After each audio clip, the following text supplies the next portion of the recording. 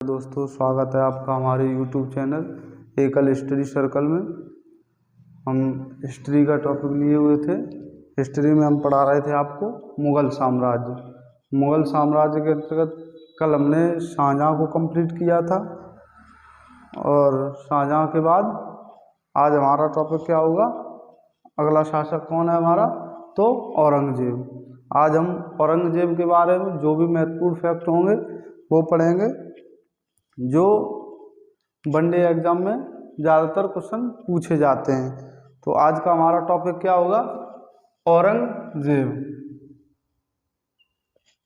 औरंगजेब हमने आपको बताया था कि किस तरह यह देवराई के युद्ध के बाद दिल्ली की गद्दी पर बैठा, और सभी जानकारी जिस तरह ये दिल्ली की गद्दी पर बैठा, उत्तराधिकार के युद्ध हुए थे शाहजहाँ के समय में।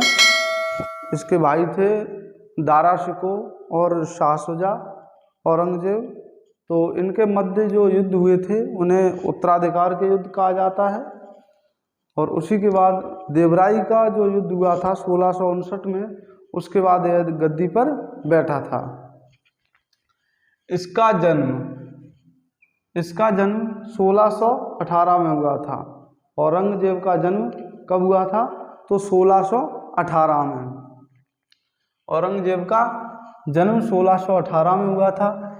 इसका राज्याभिषेक 2 बार हुआ था। अगर आपसे एग्जाम में क्वेश्चन पूछा जाए कि वह कौन सा मुगल शासक था जिसका 2 बार राज्याभिषेक हुआ, और अगर ऑप्शन में औरंगजेब है तो औरंगजेब को ही टिक करेंगे। औरंगजेब का 2 बार राज्याभिषेक हुआ था। एक बार 1658 में इसने करवाया था। कहाँ पर, तो आगरा में। 1658 में इसका राज्याभिषेक हुआ था आगरा में। और 1659 मैंने आपको बताया था कि देवराई के युद्ध के बाद यह दिल्ली की गद्दी पर बैठा, और इसने देवराई युद्ध में सफलता पाने के बाद 1659 में दिल्ली में अपना राज्याभिषेक करवाया था। दूसरी बार कहाँ राज्याभिषेक हुआ, दिल्ली में। तो अगर आपसे क्वेश्चन पूछा जाए कि वह कौन सा मुगल शासक था जिसका 2 बार राज्याभिषेक हुआ, तो औरंगजेब। पहली बार 1658 में आगरा में, और दूसरी बार 1659 में दिल्ली में। इसके गुरु का क्या नाम था, मीर मोहम्मद हकीम। मीर मोहम्मद हकीम किसके गुरु थे, तो औरंगजेब के। औरंगजेब के गुरु का क्या नाम था, मीर मोहम्मद हकीम। यह सुन्नी धर्म को मानता था। इस्लाम धर्म 2 भागों में बटा हुआ है, शिया और सुन्नी। जो मोहम्मद की शिक्षाओं को मानते हैं, हजरत मोहम्मद साहब की शिक्षाओं को मानते हैं, उन्हें सुन्नी कहते हैं। और जो हजरत अली की शिक्षाओं को मानते हैं, हजरत अली मोहम्मद साहब के दामाद थे, जो हजरत अली की शिक्षाओं को मानते हैं उन्हें शिया कहते हैं, और जो हजरत मोहम्मद साहब की शिक्षाओं को मानते हैं उन्हें सुन्नी कहते हैं। तो औरंगजेब किस समुदाय से था, तो सुन्नी धर्म को मानता था, तथा इसे जिंदा पीर कहा जाता था।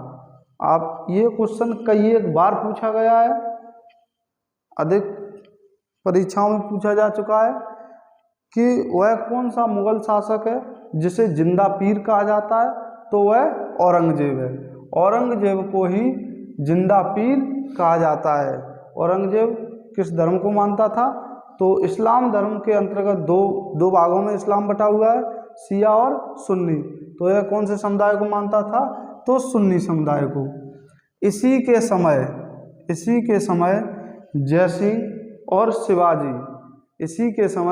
जयसिंह और शिवाजी के मध्य 1665 में पुरंदर की संधि हुई थी। पुरंदर की संधि कब हुई थी, तो 1665 में। किस किस के मध्य हुई थी, जयसिंह जो मुगलों का नेतृत्व करता था, सेनापति था औरंगजेब के समय। जयसिंह और शिवाजी के मध्य 1665 में पुरंदर की संधि हुई थी।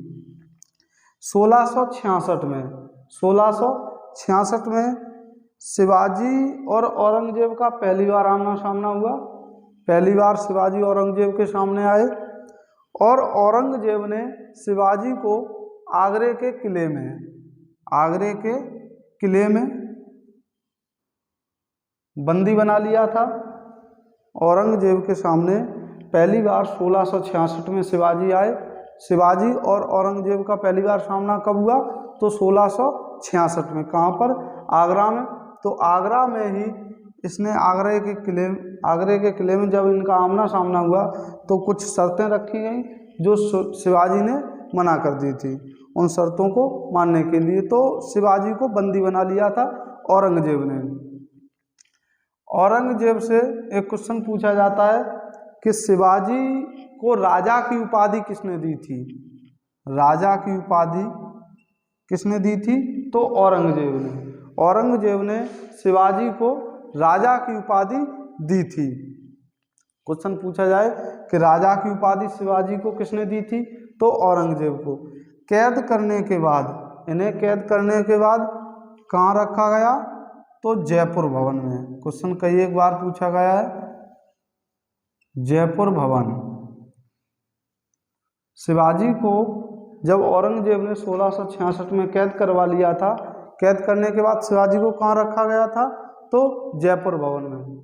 1666 में इन्हें कैद किया गया था, लेकिन 1666 में ही ये वहाँ से भाग निकले थे।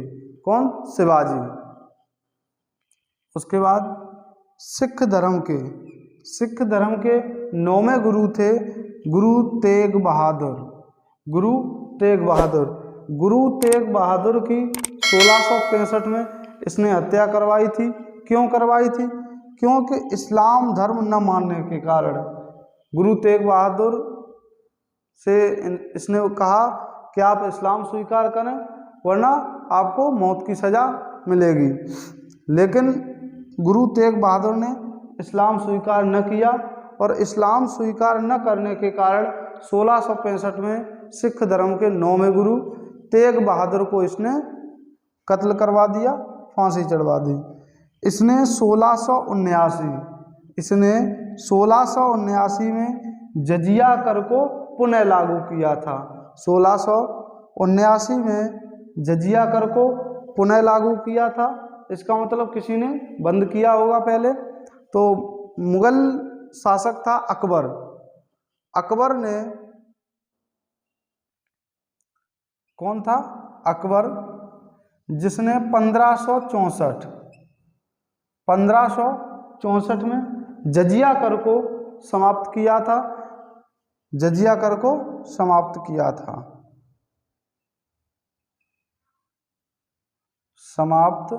किया था। लेकिन पुनः किस मुगल शासक ने इसे चालू किया? तो 1679 में औरंगजेब ने इसे पुनः चालू किया था। यहाँ एक और क्वेश्चन आप याद रखेंगे। औरंगजेब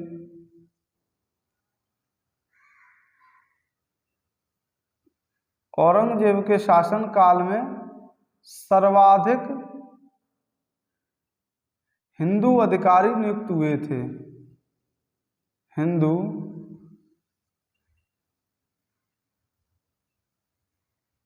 अधिकारी नियुक्त हुए थे।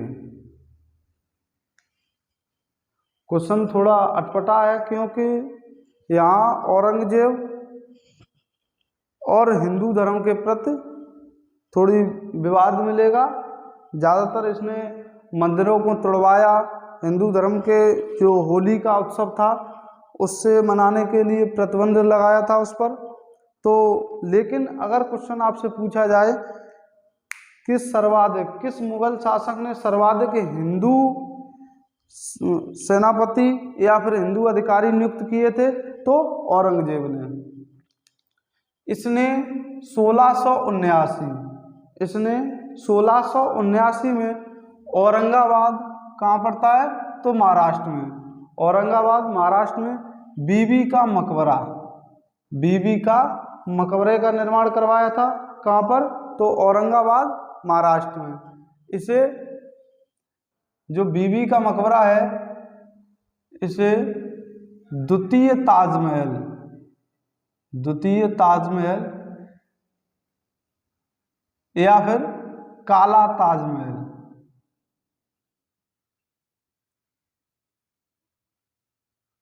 द्वितीय ताजमहल या फिर काला ताजमहल किसे कहते हैं?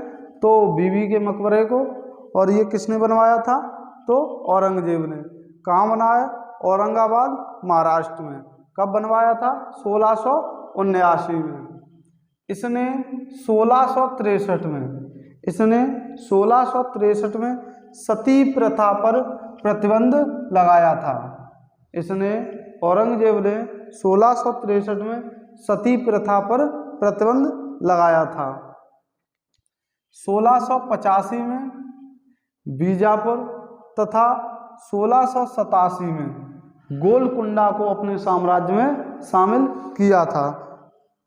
गोलकुंडा को मुगल साम्राज्य में शामिल किया था। इन दोनों को मिलाने पर 20 सूबे, मुगल काल में जो राज्य थे, छोटे छोटे राज्य थे जिस पर मुगल शासन किया करते थे, उन्हें सूबे कहते थे, सूबा। जैसे गोलकुंडा और बीजापुर को इसने अपने साम्राज्य में मिलाया तो ये 2 सूबा, एक बीजापुर सूबा और एक गोलकुंड सूबा। तो यहाँ से क्वेश्चन पूछा जाता है कौन सा मुगल शासक था जिसके शासनकाल में सर्वाधिक सूबे थे, यानी कि सर्वाधिक राज्य थे मुगल काल में जिस पर वह शासन किया करते थे। तो सर्वाधिक सूबे किसके शासनकाल में थे? औरंगजेब के शासनकाल में सर्वाधिक सूबे थे एवं 337 मनसब, और इसके काल में सर्वाधिक मनसब थे। मनसब में जो अधिकारी नियुक्त किए जाते थे मनसबदार कहलाते थे। तो सर्वाधिक मनसब किसके शासनकाल में थे? औरंगजेब के शासनकाल में। कितने? तो 337। और अगर सूबों की बात की जाए तो सर्वाधिक सूबे किसके शासनकाल में थे? औरंगजेब के शासनकाल में। कितने? तो 20। औरंगजेब कुरान को अपने शासन का आधार मानता था। औरंगजेब कुरान को अपने शासन का आधार मानता था, यानी कि कुरान के अकॉर्डिंग ही वह शासन करता था। इसने सिक्कों पर कलमा लिखवाना बंद कर दिया था, उस पर प्रतिबंध लगाया था। सिक्कों पर जो कलमा लिखा जाता था उस पर प्रतिबंध किसने लगाया था? तो औरंगजेब ने। झरोखा दर्शन में क्या होता था कि राजा जनता के सामने अपने महल में ऊपर कोई ऊंचे स्थान पर खड़े होकर लोगों को झरोखा देता था, यानी कि दर्शन देता था, हाथ का झाला देता था, उसे ही झरोखा दर्शन कहते थे। और यह झरोखा दर्शन अकबर के समय में शुरू हुआ था। इसे किसने प्रतिबंध लगाया था इस पर? तो औरंगजेब ने। ताजिया निकालना, इस्लाम धर्म में मुहर्रम पर ताजिया निकाले जाते हैं, तो ताजिया निकालने पर प्रतिबंध किसने लगाया था? तो औरंगजेब ने। तुलादान प्रथा को भी किसने प्रतिबंध किया था? तो औरंगजेब ने। तुलादान प्रथा यह क्या थी कि राजा के जन्मदिन पर उसे किन्हीं धातुओं जैसे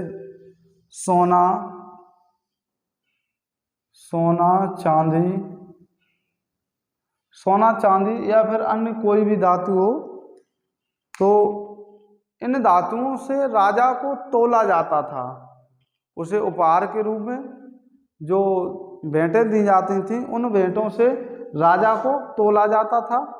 यानी कि तराजू में एक तरफ जैसे सोना समझ लें कि राजा के सोने के बराबर, राजा का वजन जितना था उतना ही उसे सोना भेंट किया जाता था।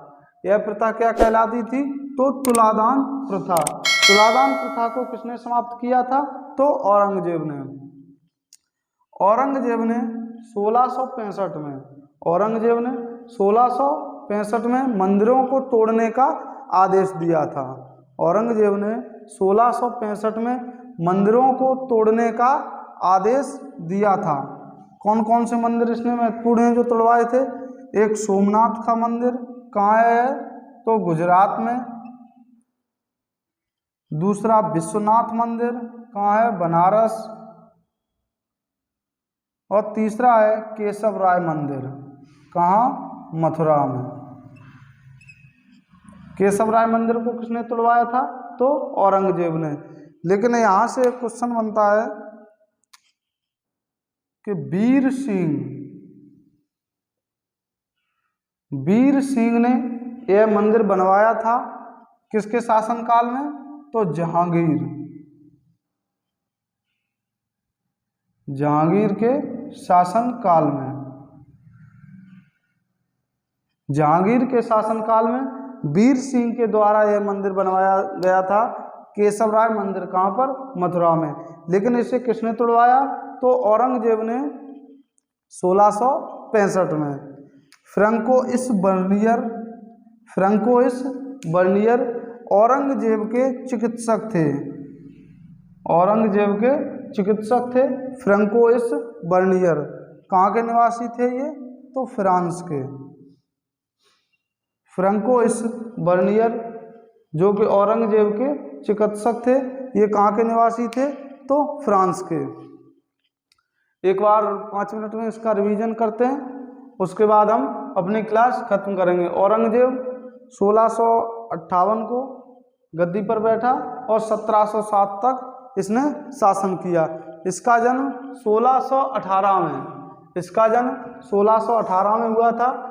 इसका 2 बार राज्याभिषेक हुआ, 1658 में आगरा में और 1659 दिल्ली में। इसके गुरु मीर मोहम्मद हकीम थे। मीर मोहम्मद हकीम किसके गुरु थे?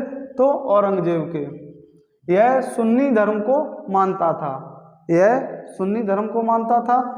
इसे जिंदा पीर कहा जाता था। अगर आपसे क्वेश्चन पूछा जाए कि वह कौन सा मुगल शासक था जिसे जिंदा पीर कहा जाता था, तो औरंगजेब। इसी के समय जयसिंह और शिवाजी के मध्य 1665 में पुरंदर की संधि हुई थी। औरंगजेब के शासन में सर्वाधिक हिंदू अधिकारी नियुक्त हुए थे। सर्वाधिक हिंदू अधिकारी किसके शासनकाल में नियुक्त हुए थे? तो औरंगजेब के। 1666 में आगरा के किले में औरंगजेब ने शिवाजी को बंदी बना लिया था और इन्हें जयपुर भवन, कहाँ भेजा गया था? तो जयपुर भवन में। शिवाजी को राजा की उपाधि किसने दी थी? तो औरंगजेब ने। सिख धर्म के 9वें गुरु तेग बहादुर की हत्या 1665 में औरंगजेब ने इस्लाम धर्म स्वीकार न करने के कारण की थी। इसने 1679 में जजिया कर को पुनः लागू किया था। तो पहले बंद किसने किया था? अकबर ने 1564 में जजिया कर को समाप्त किया था। इसने 1679 में औरंगाबाद महाराष्ट्र में बीबी का मकबरे का निर्माण करवाया था, जिसे द्वितीय ताजमहल या फिर काला ताजमहल कहा जाता है। इसने 1663 में सती प्रथा पर प्रतिबंध लगाया था। इसने 1685 में बीजापुर तथा 1687 में गोलकुंडा को अपने साम्राज्य में शामिल किया था। इन्हें मिलाकर इसके शासनकाल में कितने सूबे हुए थे? 20 सूबे, जो कि मुगल काल में सर्वाधिक सूबे औरंगजेब के शासनकाल में हुए और मनसब 337 ये भी सर्वाधिक थे इसी के शासनकाल में। औरंगजेब ने कुरान को अपने शासन का आधार माना। इसने सिक्कों पर कलमा लिखवाना, झरोका दर्शन, ताजिया निकालना, तुलादान प्रथा ऐसी अन्य प्रथाओं को इसने प्रतिबंध किया था।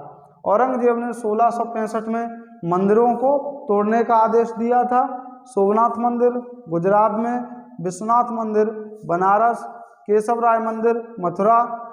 केशव राय मंदिर किसने बनवाया था? तो वीर सिंह ने। किसके शासनकाल में बना था? तो जहांगीर के शासनकाल में। फ्रैंकोइस बर्नियर औरंगजेब के चिकित्सक थे जो फ्रांस के निवासी थे। तो आप लोगों को अगर हमारी वीडियो अच्छी लगे तो इसे लाइक करें और अगर चैनल पर नए हो तो चैनल को सब्सक्राइब करें एंड ज़्यादा से ज़्यादा मित्रों को शेयर करें। थैंक्स। जय हिंद।